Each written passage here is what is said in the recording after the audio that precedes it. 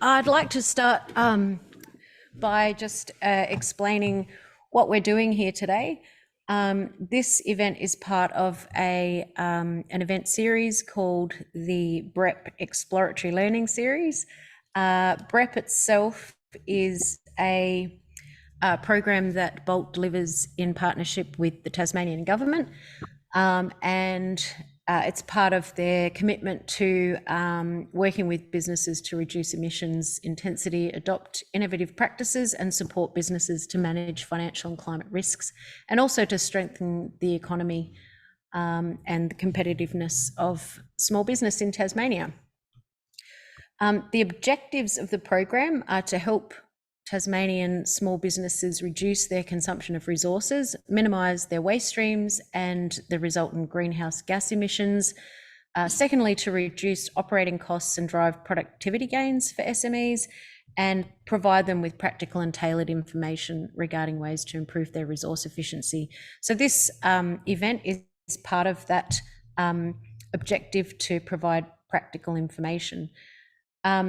If you want more information about BREP, you can go to the Business Action Learning tas.com.au website and /BREP, and there's a lot of information there that you can access. So I'll stop sharing that now. I should probably introduce myself first. I'm Genevieve Kother. My partner in crime here is Vanessa Finlay, and we facilitate the BREP program.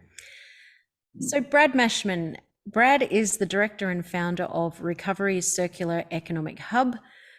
Brad's an accomplished innovator and circular economy expert. He has a diverse background in industrial design and manufacturing, fellow industrial designer. And over 30 years ago, Brad co-founded the Recovery Circular Economic Hub, which is a company engaging industry and community to lead the recovery of sophisticated products and materials. So as a Churchill Fellow, Brad undertook investigations into circular economy practices in Europe with his fellow director, Renee Dare. And Brad believes that a circular economy is the most important idea of the 21st century, and he is committed to assisting the Australian economy through waste reform. So thanks for joining us, Brad. And I guess I'll kick off with a question. Tell us about the Recovery Circular Economic Hub and what you've been doing there over the last 30 years, and your aims and goals for the organisation. Okay, so we've been operating for 30 years, but just to backstop that a little bit, when I was working in the shipyards in Sydney, we decommissioned a lot of ships. So I was involved in moving stuff on from the ships, and there's some tons of material that comes out of a decommissioned ship. And before that, my family were ceramics makers, and we had half a dozen factories in Sydney, and we were designing products for long life and long lifetimes. And in that space, we also had landfills. So I have an unusual background. A lot of my colleagues work in the waste management sector, and of course, their thinking's coloured by the end of pipe, and I just, through random events, ended up at the front of pipe. So when I moved to Tassie 30 years ago from Sydney, I met Renee and a few other people, and when I was at uni for a while, we were looking at improving deferral of materials, particularly sophisticated products and materials from landfill. And at that time, there wasn't really a lot going on. There was a couple of small operations in Sydney and one large one in Canberra, Revolve. And the biggest operation in Sydney was reverse garbage. That is still operating, and Revolve is now the Green Shed. There was an operation in Launceston. Unfortunately, they were hampered by the waste management sector and political machinations, and they eventually on-sold their business, and so that truncated their ability and their experience. So when we set up the first tip shop, that was at Glenorchy, where I am now. That was, we also founded the Resource Work Co-op. And so there was the Glenorchy tip shop, the Hobart tip shop, and now there's 13 other tip shops pretty well all independent in Tasmania, independent operators, either private, public or not-for-profit. We maintain a profit motivation because that allows us to use our profits to promote waste reform. That's a ethical commitment by the 3 directors. So over the 30 years, we've invested somewhere in the vicinity of $18 million, providing a free service to defer sophisticated products and materials from landfill.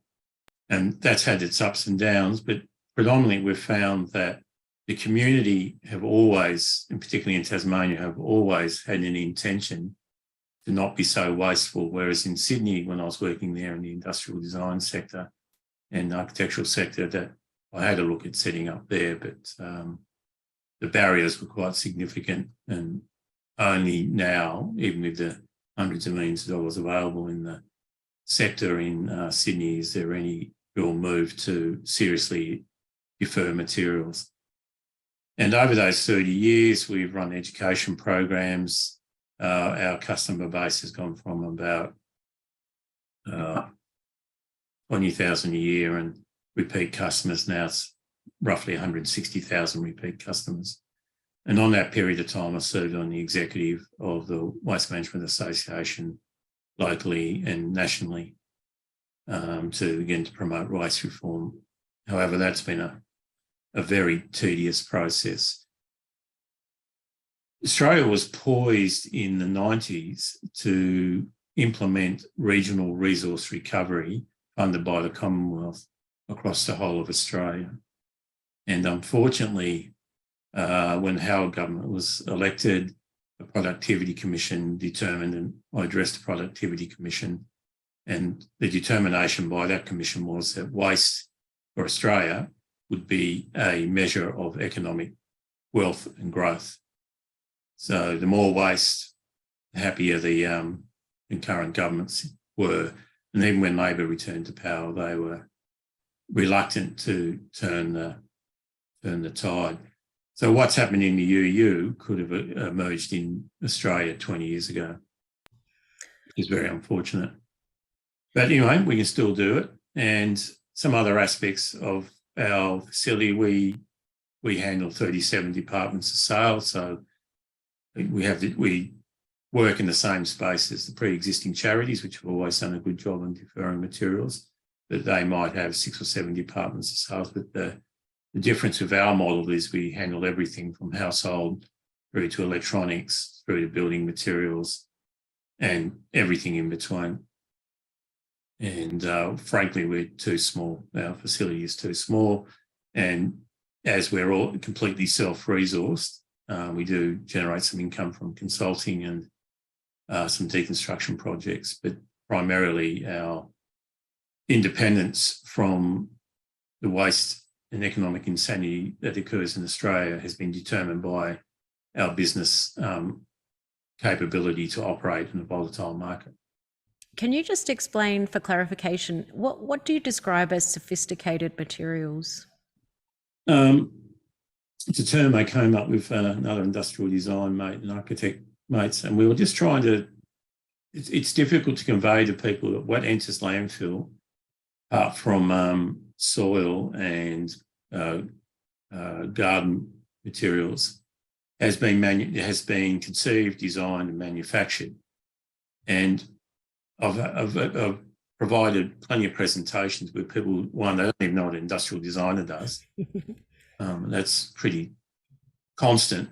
And secondly, they don't realise that unless there's intervention, everything in the building is going to landfill. The building itself will go to landfill, and everything around it will eventually go to landfill in Australia.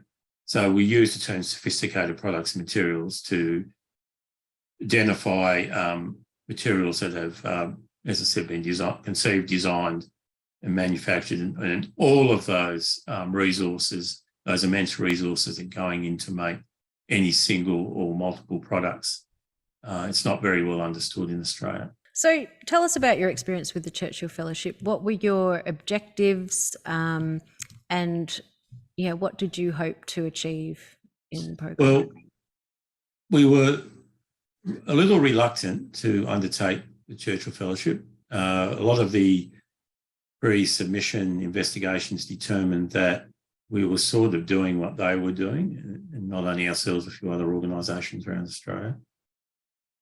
And that led us to think about the regulatory framework. And Renee has 10 years working with DPAC in between working here, and you also worked at a very young age for the old environment centres in Southern Tas, running education programs and so on and so forth. So we decided that the first instance had to be the history of waste, and the second instance had to be the regulatory framework required to deliver transformative outcomes in Australia. And we've been talking about that with many other people. Frank Stree's another person in that space, and a number of people on the mainland.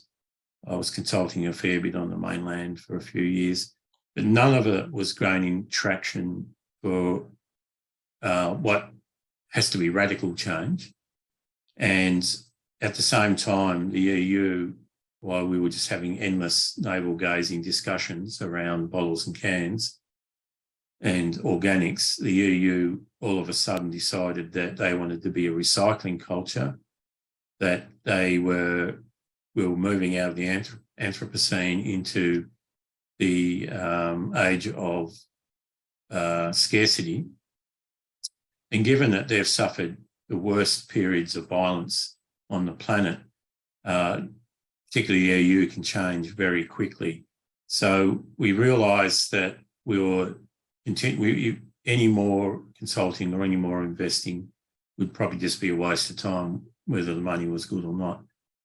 So Renee and I submitted to Churchill, but Renee and I went together, and that was determination. So some of the organisations we looked at, there were certainly similarities, so we weren't necessarily gaining new information. But the whole package was extraordinary. That was the key learning, was how deep reuse culture is in the EU. For example, Australians, the data in Australia is corrupted. Every count does it slightly different, every region, every state, every territory, and then you get to the Commonwealth, and there's very little overarching directives coming out of the Commonwealth for waste reform or circular economy. I know that there's stuff emerging, but compared to the EU, it's minuscule and a little naive. So when we finally determined what we were going to look at, it was intriguing.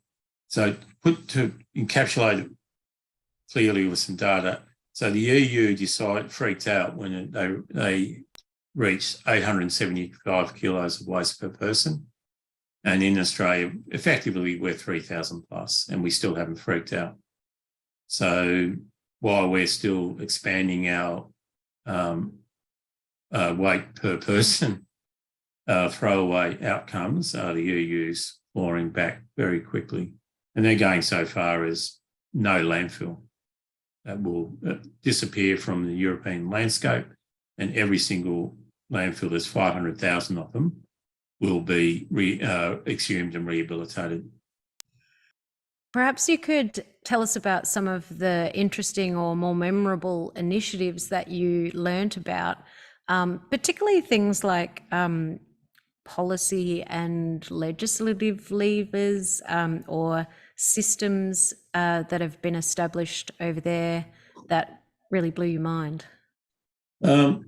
Yeah, that was the most interesting outcome. I'm just thinking. So we landed in Brussels, and what we hadn't realised that the Belgian culture is, within the Western context, it would be most likely the most focused on reuse and recycling as a cultural norm.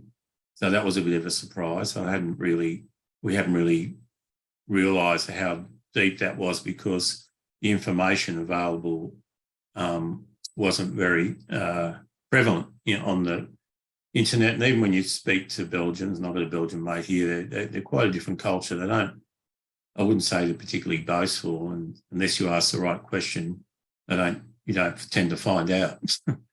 But when we got to the European Commission, looking at their raft of regimes for change, so there's a lot of them. So I'll just quickly look at them. So the waste directive landfill, that was published in 1999, and that made landfill and incineration the least preferable. And then in 2000, there was a new directive that all vehicles had to have an end of life program, so they just couldn't be scrapped or incinerated. And for example, there's a lot of car makers in Europe now, they swap components in and out, and apparently Toyota and Subaru do that now. And then the directives just piled on every year. Electronic equipment product stewardship, 2002, reuse and recycling management plans, all companies had to have them in 2006. And it just keeps on ramping up. 2008, changed consumer behaviour. 2009, eco-design directive, which is a big one, of course. And then there's the EU-wide waste strategy, industrial emissions directive. They had to be curbed by 50% in the first instance, and they have to get down to like 10% of current emissions. And then looking at circular aspects of industrial processes, in 2015's EU adopted the UN sustainability goals. Eco-design, measuring the consumption of production, meaning the energy, all the inputs, particularly energy, and then you have to label it. So when a consumer goes to purchase, point of purchase, they can see exactly the cost of their purchase on the environment and on the economy also. And then EU construction demolition guidelines in 2020. And right now we have there's a new mandate. It's the EU corporate sustainability mandate. That's a financial, social and environmental annual reporting. Everything has to have equal standing. And it's not for the determination of the shareholders. This is legislation that is judicially managed. And this is for the whole of the EU, and that includes if you're operating or trading with the EU. So unless Australian companies meet EU standards, won't be able to trade. And that, of course, comes out of the ESG governance. That's embedding environmental and social into your corporations, and B Corp, a high standard of verifiable accountability, transparency, and things like employee benefits, philanthropic exercises and supply chain practice. So what's your source for the materials? Do you have an end of life? Is it repairable? Is it durable? And the ultimate aim for everyone we met with in all the countries was to save the planet. That was the common refrain. Climate change denialism and all that sort of thing. It pretty well doesn't exist in the EU. And if you go there, people in white coats might come and pick you up. And the whole idea is to get below 2 degrees warming for the EU. And they're just doing this alone.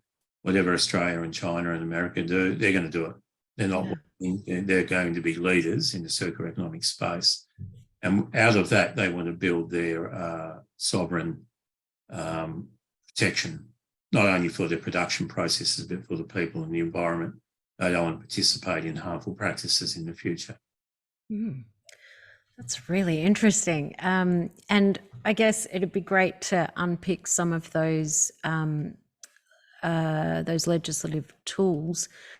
Just to clarify, when you say a directive, is that does that make it mandatory, or is it? It's a mandate. Yeah, wow. You have no choice. Or we have one choice: you can cease trading, or you can go to another country. They're not concerned about CEOs and other and critical infrastructure, because critical infrastructure will most likely be nationalised if you try and leave. And if a CEO wants to go and work somewhere else, they don't care. They don't have their current Australian culture that CEOs are magical people. They have the view that they're all replaceable, every single one of them. Wow. That's how the universities operate. Their boards and CEOs and anyone in that space have the same view as for politicians in Australia, is that, well, ultimately you're replaceable, and that's the intention. They don't want people with too much power over outcomes that aren't benefiting the common good. So, yeah, let's get to the innovation that has come out of these initiatives. Did you see much innovation, and how do those initiatives support or promote innovation in businesses? Well, it was intriguing. So we had to change some of our perspectives. Just getting there and walking around Brussels, we came across 3 or 4 operations we weren't aware of that were startups. And the way it's working in the EU, but we'll just look at Belgium and particularly the Brussels capital district. There, for example, there's a company called Cyclop. They make high-end fashion goods from recovered clothing. We were there for a month, and obviously this is training and plan, but we saw them go from 1 shop front to 3 in a month due to the uptake, and they went from sort of 4 or 5 employers to 20 in that month. And that was a project that was being run by a well-known fashion house. And then we were further on, we were coming across, if you work in the second-hand first sector, which is what we do in the charities and a whole lot of other, anyone doing second-hand, not things like Gumtree or Facebook Marketplace, they're excluded. But if you can verify that you have on-sold product back into the market, and this is done per kilo, you are paid out of the EU's various waste levies. So in Australia, you don't get paid. The whole idea of not paying people carry out work of any kind or important work is anathema. It's not really a European thing. That was one of the biggest differences. And that creates meteoric business growth. And then what else did we see? We went and reviewed. We had a tour of a transfer station. Directly adjacent to the transfer station was an organics facility, and the organics just literally crossed the road. They're reprocessed, and then the bags of treated organics are for sale at the transfer station at the gatehouse.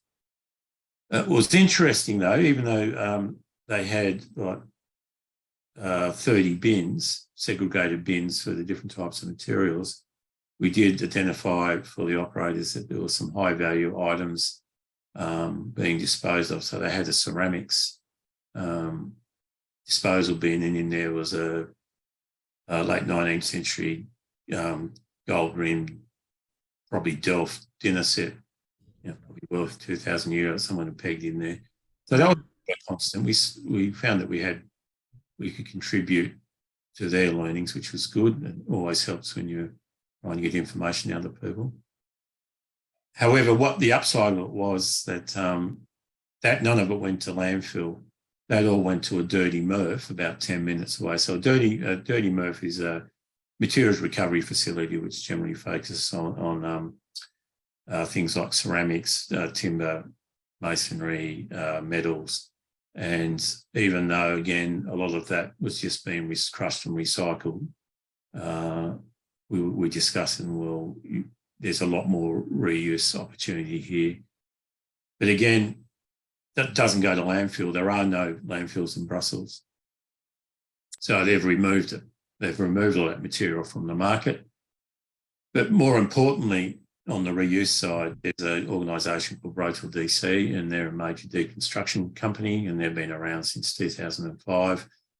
And they're highly successful. And the first thing they do, for example, is they don't look at deconstructing or demolishing a building. They look at it as keeping in situ and returning to use, or bringing up to a modern standard first. That's their first point of call. And if they have to undertake deconstruction, well, they make sure all the materials are streamed off. And one of the interesting considerations about Rotorua DC, they know what they're looking at. So they will stream off high-end design materials that in Australia no one really has a clue. I was chucked at Rotorua DC, like most Belgians, because in Belgium there's usually a design museum in every large town, literally. They know who their designers are and people covet and cherish it.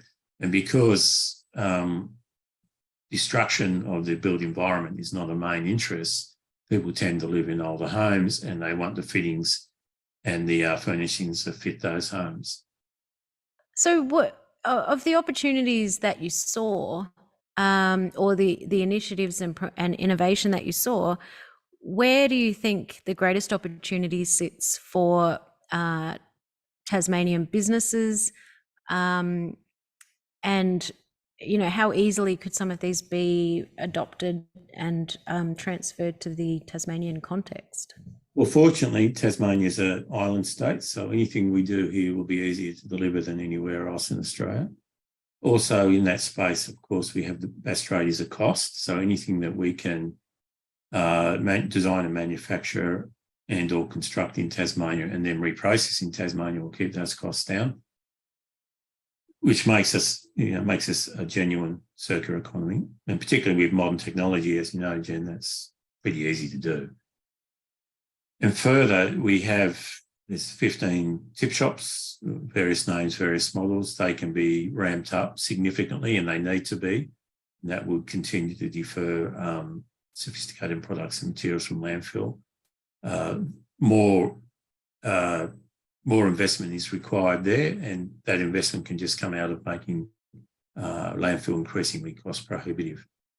We can keep all of the current landfills in operation a lot longer doing that, so there's no real impact on those people who are, if that's their livelihood, well, I guess they can maintain that. But as I said earlier, there won't be any landfill in Europe.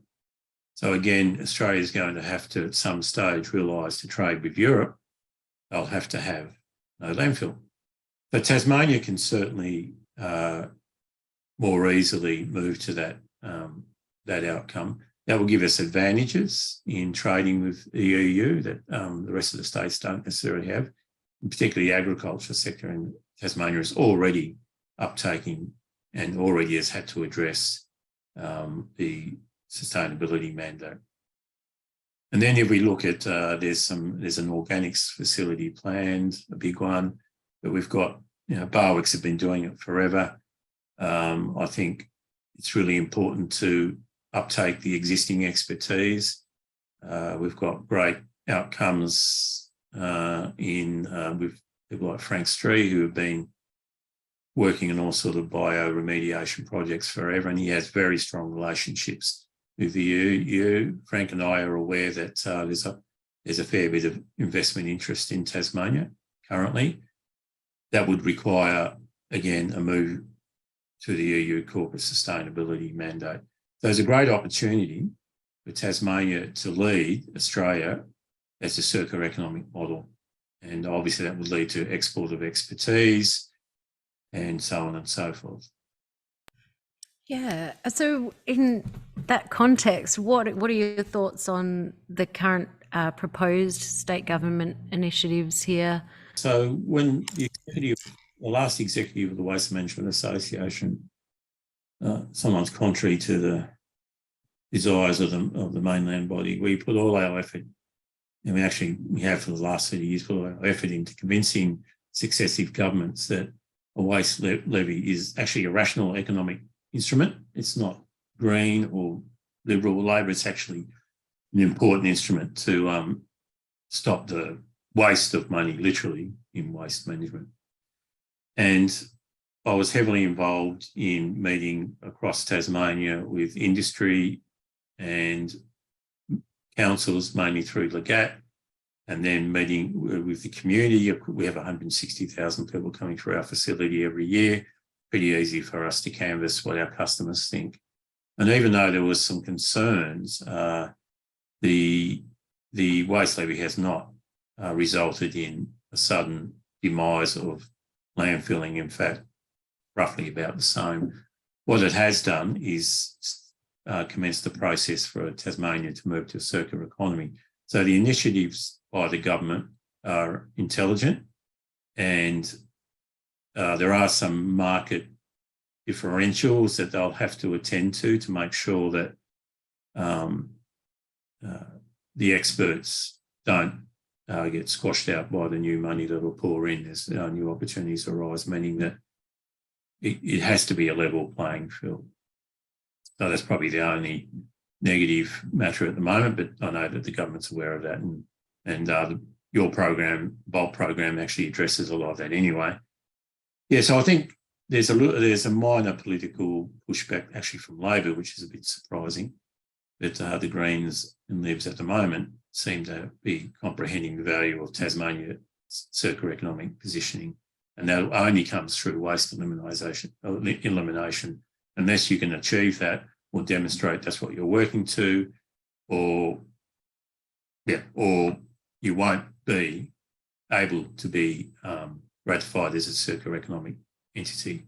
It won't matter. You have to eliminate waste, and that's permeating through the state government's thinking at the moment. That's going to disappoint some people. I've been in meetings with companies, and it's clear their business model will never be circular economic. I'd like to open it up and see if we have any questions. In the meantime, while you're thinking, Mark's got a question straight away, so I'll go to you, Mark. Hi. One of the things that came to my mind many years ago looking at recycling was that everything technically is infinitely recyclable, but it requires energy. Since organics recycling through biogas and biochar generates energy, did you see any plants or facilities there in Europe where they were using the energy from the organics recycling to provide the power for the other recycling? There's certainly, you'd be aware that some of it's through incineration in Sweden, but there was some discussion around the use of biogas. I did work on a pyrolysis project. Sorry about looking away, I just had to think. Yep.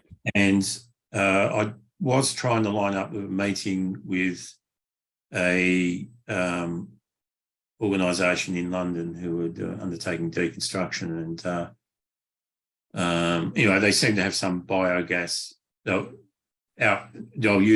saying they were using a biogas system to generate electricity for their site. Now, they never said no to a tour, but they never said yes either. So I think if you did a little bit of research, you might find there is some interesting biogas energy use for recycling in Europe. And I wouldn't say that I had a look at that today, and I'm just trying to think. Yeah, I'd have a look in the Brussels region in Belgium, see what they're doing there. Cool, thanks. Yeah, I really want to get something going right here in the Tamar Valley. Yeah, it's a good idea. Yeah, there's so much possibilities here. Yeah, sorry, Mark. The other thing is, of course, everything in the EU is open source. So trawl the documents on the EU Commission site. Right. Cool. Thanks. That's a great resource you've just mentioned there, Brad. We might put a link to that with the video. Royce has a question. Royce, would you like to ask a question? Yeah, that was really interesting, Brad. What are your thoughts on Tassie's small population centres that are fairly sparsely scattered around the place, and does that pose challenges to going circular? Yeah, good question again. I've had this one posed a few times. Not really. At the moment, virtually every household in Tasmania is serviced by a garbage truck and often a recycling facility. Now, that's at high cost to the smaller councils. We've a diverse, a widespread municipality. It's also interesting that 70% of Australians now live in urban areas. So delivering high-end services for a circular economy in urban areas is relatively easy. And I think that's over discussed. I think your point is highly valid. We need to be injecting more funds sourced through waste levies and any other forum that defers sophisticated products from materials into those less well-resourced areas. And some of it can be regionally managed. The King Island have been doing a good job. Our colleague, friend Jamie Wood, did a lot of work over there. And I've noticed there's been a bit of posting recently through Pam Allen, the new chair of the Waste Advisory Board, on what's happening on King Island. So it could be worthwhile looking there. But that's usually my response is, there's literally billions available for the urban sector in Australia to turn around their waste habits. And if it costs a bit more in the rural areas, well, that's fine. And given the areas that you've worked in and Royce has worked in, there's opportunities for biogas on farms and sort of more regional, smaller facilities. And in Belgium, it's most people, I think that their urbanisation is more like 80%, but they manage, and that's their model. They just invest a bit more in the rural areas to make sure that they get equity in service provision. And to me, the circular economy, because circular economy has to be equitable and it has to be transparent. I guess a good question for you is, are there any initiatives that you're driving in particular, or things that you'd like to get people involved with that you'd like to talk about here? Well, at the moment, Renee's on 2 research teams at UTAS, which we didn't expect, which is, but it's more about, let's see what they're looking at. So they're considering the paper's gone forward to the ATO looking at tax incentives, amongst other things, for circular economics. Great. That'll be published soon. The second the other project is around sustainability, and that'll be published soon. And in there was, we're noticing that there's, so what we've noticed is that organisations that are demonstrating circular economic qualities and integrity are going to attract people, even if the money's not as good as, say, working for BHP. So there's some interesting economic data coming out of that. We've also partnered with Terrapin Puppets, so we've undertaken a few education programs with them because they're firmly embedded in the circular economic space. And it'd be actually really good for have a look at their website, because they're clearly restructured to meet those requirements. And they're now, in the top 10 theatre companies in Australia. What else have we got? And we need to update our 30-year-old facility. We need to find a way to make bigger. So we're going to be looking at some of the waste levy funding incentives coming out. And next year, we want to look at a bit larger programs, working with other like-minded people to supercharge their circular economy. And I'm doing some work with Planet Arkham. Oh, great. Oh, no, very minor. I'm actually just in their first class of circular economic leaders. Then I have done work with them a long time ago, but yes, they seem to be returning to their original propositions, which is good. And there was something else that we were looking at. But on the practical side, we just need to rejuvenate our facility and grow it a bit. And I think one of the other problems for circular economics, and I discussed this with Pam Allen recently, is it's siloed. So there's a lot of people beavering away, and Pam and I have been discussing, well, that's fantastic. And I've also been discussing this Treasury and Sustainability Advisor to the state government, and there is a strong interest and intent to bring those people together in a more high-functioning manner, because that's what the EU does. So at that. So yeah, there's a fair bit on. Oh, that's right. Sorry. The other project we undertook with UTAS is the Circular Economic Champions, and myself and Recovery are one of them, and there's 6 others, and UTAS is working to publish that, promote that. So once that starts gelling, I guess all of us involved in this space need to be thinking a bit more about, well, frankly, I've thought about and Tasmanian Circular Economics Association. Now, there is a Facebook group, but Okay. maybe we need something a little more professional, directed, that something that people can aspire to join. That could be an option, but it needs to be something that's engages everyone, not just sectors. Otherwise, we end up back in the siloing situation again. Yeah, well, we're certainly, or Bolt that is certainly on a mission to bring all those people at least into contact with each other, and that's why having you here tonight, Brad, is really great, because it's one of those things. People either know who you are or they don't know who you are. Most people know who you are, and it's similar for Frank. People working in this space tend to know who you are, but there's probably people who, like you say, are beavering away and could benefit from going down and having a chat with you at the recovery centre, the recovery shop. So just we're getting close to the end of our time together, and just wondered if you could perhaps tell us a little bit about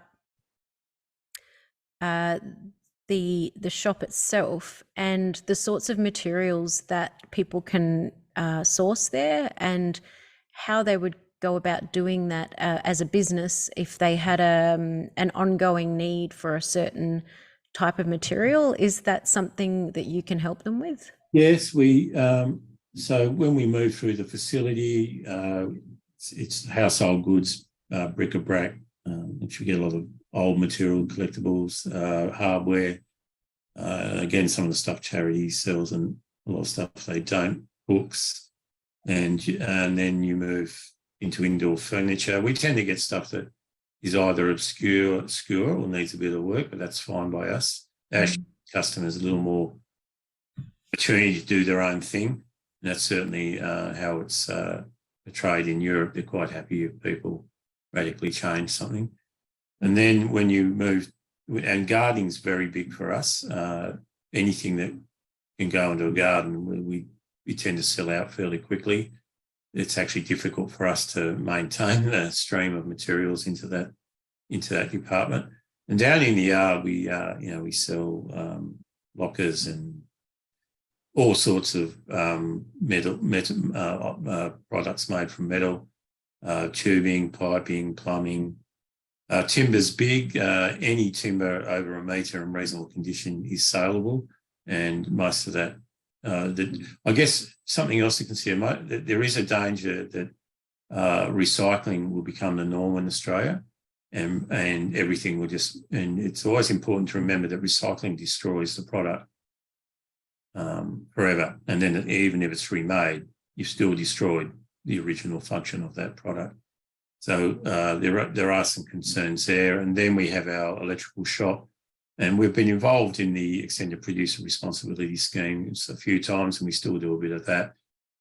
But ultimately, the reason that we've managed to move our way through the various waste crises in Australia is because we're a business, and we are determined by how we operate within our facility and by what the customers will purchase and how we encourage them to purchase through our various marketing strategies. And really, they've always been circular economic, because that's the other key of circular economy, is you just keep it in life for as long as possible, and better still, design for life. I couldn't agree more. So I might just do one last call out to see if anyone has a question for Brad. Peter Blackwell, welcome. Hi, thanks very much. Quick question. I live in the Dodgers Ferry area, and Sorrel Council has established a recycling depot near the primary school, but it's not staffed. It's open 24 hours a day and there's no supervision of it. So a lot of stuff that people drop off there hoping it'll be recycled is contaminated by other people who take advantage of its discreet location to dump fish waste, motor oil and all sorts of other stuff. It's serviced by one of the major waste contractors. So the community sort of has this belief that they're recycling stuff, and I suspect that the vast majority probably goes to landfill. Just wondered if Brad has any thoughts on the sort of risks of councils setting up recycling so-called opportunities without adequate supervision, management, design approaches, because the majority of ratepayers think that, something good's happening. Yeah, well, good question. So I've always been amazed at the risks that councils are willing to run by just randomly allowing people to deposit materials in unsupervised sites, or worse still, put it out in the pavement where it deteriorates, enters the environment, sometimes gets picked up by people and or sometimes is recycled, but ultimately those materials tend to get crushed and go into a compactor. And worse still, they also can include contaminants because, no one's monitoring any of that. And what happens at a recycling centre, if a material is contaminated, it goes to landfill, no question about it. The only way to get around that is to do what the EU does. Everything's supervised. And that's where the money goes. So rather than spending billions of dollars on waste disposal, they spend billions of euros on supervision, mandatory regulations from a national perspective. And it's always really important to remember that the EU is 27 different countries. And unless you're an Aboriginal, Aboriginal First Nations people, we're really only one. So there's a lot of excuses in the waste management sector, and they're not substantiated by any evidence. They're just opinions or cost-cutting measures, or just supported by whatever waste management company at the time wants to maximise the revenue on any contract that they hold. Thanks, Brad.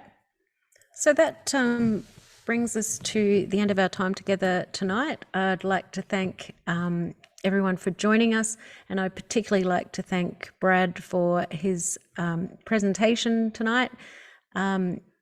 I have known Brad for a few years now, and the first time I heard him speak, I was really impressed by the depth of knowledge of the industry here in Tasmania.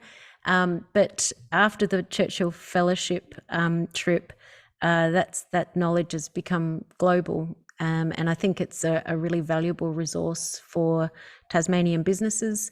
So thank you very much, Brad, and look forward to producing a video and promoting your knowledge wherever we can. Thanks, everyone. That was awesome.